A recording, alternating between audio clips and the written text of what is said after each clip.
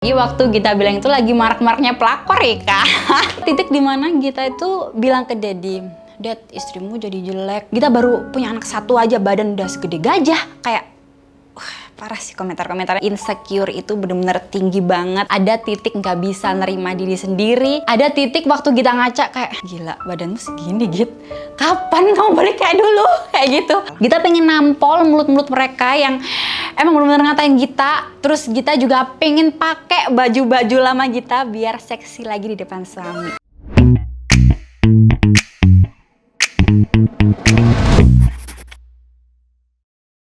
Jujur nih guys, Gita tuh bingung banget sama komentar-komentar netizen Indo. Komentarnya pada nyelekit banget, nyakitin hati banget. Dan yang bikin Gita bingung lagi, mereka itu adalah salah satu followers Gita, subscriber Gita, tapi komentar yang gak seharusnya mereka komentarin gitu. Oke, Gita bawa kalian flashback sebentar, dimana waktu Gita sama suami Gita, atau sering Gita sebut tuh Daddy ya. Gita sama Daddy ya, ini perjuangan untuk promil, untuk mendapatkan baby Asta yang sekarang udah umur 1,5 tahun. Itu juga perjuangannya juga nggak mudah. Bahkan kita berdua tuh sempet kayak mikir, ntar kalau kita nggak punya anak, kita mau adopsi anak aja. Kalau misalnya dalam waktu 5 tahun kita sampai nggak punya anak. Dan ternyata Tuhan berkata lain, Gita dikasih keajaiban buat hamil waktu itu. Bohong. Dan akhirnya benar-benar kita jaga banget kehamilan tersebut sampai akhirnya baby Asta lahir. Lahiran pun itu kita juga rencananya mau normal, tapi berhubung mungkin salah satu faktornya kelebihan berat, akhirnya kita harus operasi sesar. Tapi syukurlah sampai sekarang dilancarkan semuanya. Oke, ada beberapa hal yang ini benar-benar menurut Gita susah dilupakan. Jadi waktu Gita lahiran itu masa-masa COVID lagi tinggi banget di Indonesia. Hari ini kasus kematian akibat virus COVID-19 resmi menembus 100.000 jiwa. Meningkatnya angka kematian akibat COVID-19 jadi sorotan Satgas COVID. Dan ternyata rumah sakit tidak memperbolehkan satu keluarga pun untuk menjenguk karena tingginya tingkat COVID waktu itu di Indonesia. Akhirnya mau nggak mau kita berdua harus gantian jaga baby waktu itu. Di sisi lain ASI Gita juga belum keluar. Itu benar-benar perjuangan banget. Butuh 4 hari lebih untuk mengeluarkan ASI ini. Itu sampai Gita menggigil. Terus biru-biru semuanya karena dipijat ASI. Duh, itu pokoknya bener-bener Gita ngerasain jadi seorang ibu yang seutuhnya. Belum lagi jahitan sesar dibuat toleh kanan sakit, toleh kiri sakit, buat jalan sakit.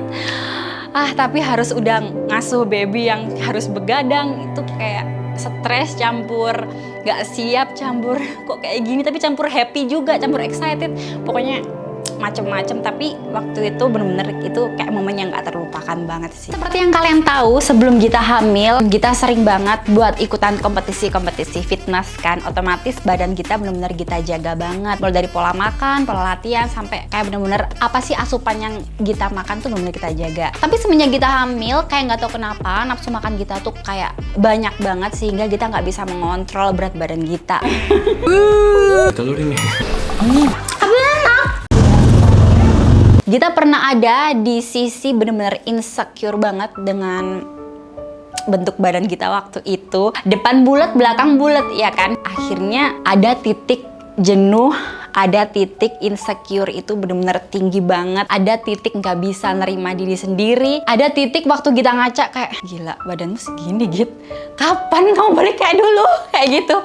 Terus ada juga titik dimana Gita itu bilang ke Daddy, Dad, istrimu jadi jelek gitu. Nah, perutku kayak sebenarnya.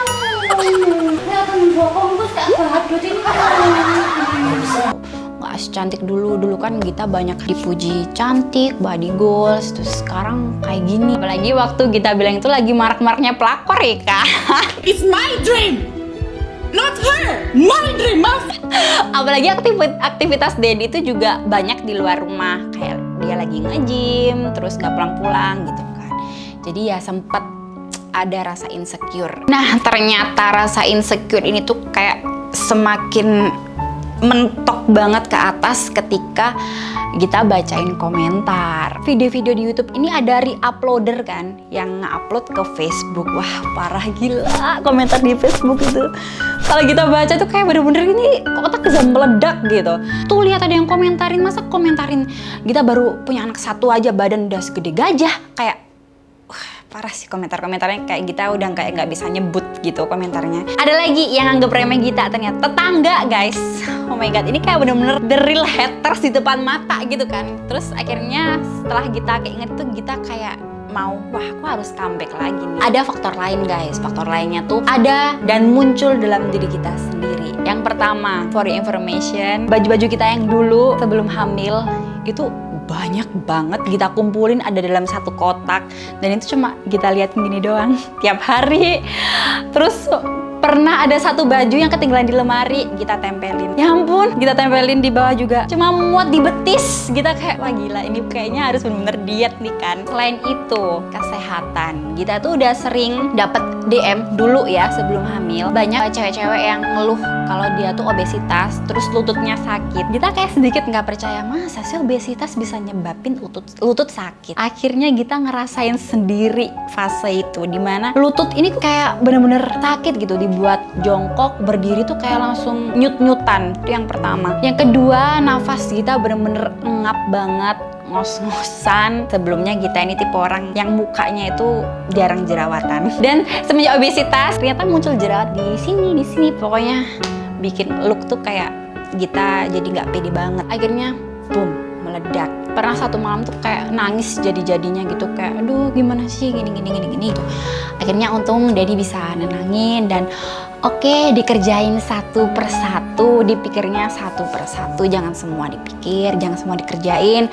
Akhirnya ya hal-hal yang tadi muncul ternyata menjadi semangat baru kita. Kayaknya kita harus bertindak nih mulai sekarang. Kita nggak mau banget dianggap remeh orang-orang. Kita bikin buat pondasi awal. Kita pengen nampol mulut-mulut mereka yang emang benar-benar ngatain kita. Terus kita juga pengen pakai baju-baju lama kita biar seksi lagi di depan suami gitu kan. Oke, hari pertama kita diet. Kita awalin dengan kita posting foto before di Instagram, di feed. Nah, tujuan kita biar apa sih? Yang pertama, biar bikin yang komentar tuh panas gitu ya. Yang kedua, biar bikin kita mulai diet gini kayak gitu. Terus yang ketiga, biar itu juga menjadi salah satu dokumentasi kalau misalnya nanti kita udah kurus, oh before-nya kita segini nih, kayak gitu. Nah, untuk waktu-waktunya, jadi makan pagi. Makan pagi tuh biasanya kalau sebelum diet nih ya, kita tuh bisa sarapan pecel, soto, rawon. Pokoknya makanan yang bener-bener berkalori tinggi banget. Tapi semenjak kita diet, kita akhirnya setiap pagi mengkonsumsi Herslim. Nah, kalau masih dirasa, aduh kurang kenyang nih, kita kasih pisang 1. Soalnya kita masih menyusui kan, jadi kita masih kayak, lapar nih gitu. Tapi untuk Herslim dan pisang ini kita rasa ini udah cukup mengenyangkan banget bagi kita ya. Karena juga lagi diet, nggak mungkin kan makan yang banyak-banyak, namanya bukan diet kalau makan banyak-banyak ya kan. Untuk Herslim itu adalah meal replacement, dimana meal replacement itu bisa menggantikan makanan kita. Nah, kita bisa pakai Herslim ini itu waktu pagi sama malam. Jadi makanan pagi sama malam kita bisa digantikan dengan Herslim dengan kalori yang lebih rendah, yakni 120 kalori. Coba kalau misalnya kita tiap pagi atau tiap malam makanannya yang berlemak-lemak, pasti lebih dari 200 kalori ya kan. Kalau minum Herslim bisa lebih di bawah itu kalorinya. Nah, itu fungsinya meal replacement. Terus untuk makan siang kita makannya itu masih normal people aja. Cuman yang nasi putih kita ganti nasi merah. Terus untuk lauk pauknya sebisa mungkin kita menghindari gorengan, menghindari santan. Tapi bolehlah sekali-kali, cuman jangan setiap hari. Kelupaan, sebelum makan siang, 30 menit sebelum makan siang kita selalu minum Hero 5 dengan tujuan ya biar pencernaan kita itu kayak lancar aja gitu. Nah, kalau Her5 itu lebih mengikat minyak dalam tubuh sehingga metabolisme dalam tubuh kita itu semakin bagus dan pencernaan kita juga semakin lancar. Nah, for your information ya, sebelum diet kita tuh bisa nggak BAB itu 4 hari. Itu kalian bisa bayangin begahnya perut kita kayak gimana, gedenya kayak gimana. Tapi bener-bener waktu hari pertama kita minum Her5, wow, jadi kayak jalan tol gitu ya, lancar banget gitu. Kalau nggak BAB sampai 4 hari kan nggak enak ya. Sesudah minum Her5 jadi setiap hari bisa BAB dan itu kayak perut tuh enteng banget, kayak kita lebih happy, moodnya lebih bagus. Nah, jadi kalau misalnya kalian ada yang bilang Harwell ini obat diet, bukan. Untuk sore hari kita tetap makan seperti yang siang ya, untuk sore hari ya. Nah, untuk malam hari, nah ini malam hari kita cuman minum Her5 sama minum Her-Slim. Kalau misalnya kita kurang kenyang, kita tambahin sayur mayur aja. Gitu aja sih guys, kita pola dietnya selama ini itu nggak yang sampai ekstrim banget, nggak yang no gorengan, no minyak, no garam, no gula. Wah, itu kalau misalnya langsung diet kayak gitu tuh bener-bener merusak metabolisme tubuh banget sih. Jadi dietnya perlahan tapi pasti. Nah, dengan pola diet yang kayak kita sebutin tadi, ternyata kita dalam 3 bulan berhasil menurunkan berat badan 12 kilo. Nah, kalau di total sampai sekarang ini sekitar ya jalan 4 bulan ya, kita udah turun sekitar 15 kilo ya. Tepuk tangan buat diri kita sendiri. Setelah kita diet juga sampai sekarang, yang kita rasain yang pertama, baju-baju yang tadi kita ceritain 1 kotak penuh itu semuanya cukup. Kecuali celana ya, celana masih, kalau dulu sih waktu kita belum hamil itu ukurannya kecil-kecil banget celana. Kalau sekarang, kalau tadi nyampe di betis, sekarang nyampe di paha tengah lah ya Mas Yan. Itu udah ada perubahan lah ya.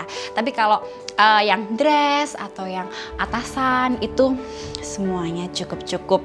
Dan kayak kita ngerasa, oh my god, perjuanganku udah sejauh ini. Terus ternyata Daddy pun juga, Mom kamu kecilan ya? Ya iyalah gitu. Yang penting seneng banget, happy banget. Ibu punya anak 1, ibu rumah tangga, full pekerjaan, bisa juga diet, bisa olahraga, ya ampun. Boleh menyombongkan diri, boleh banget. Jadi buat kalian para ibu-ibu di luar sana yang punya banyak pekerjaan, ngurus bayi, bisalah disempetin 15 menit mungkin atau 30 menit buat olahraga. Dan ada sesuatu yang mau kita sampaikan nih ke kalian. Jadi di benak kita selama ini tuh kalau diet itu selalu menyiksa, ya kan? Nah, mulai sekarang jangan tancepin diet sama dengan menyiksa, tapi bikin diet tuh se-happy mungkin sehingga progres kalian tuh juga bisa kalian nikmatin gitu loh. Dan progres kalian kalau misalnya nanti udah kecapai, kalian bisa happy dengan badan kalian sendiri. Karena kan kebanyakan kita yang udah melahirkan itu pasti badan nggak mungkin sama kayak gadis kan.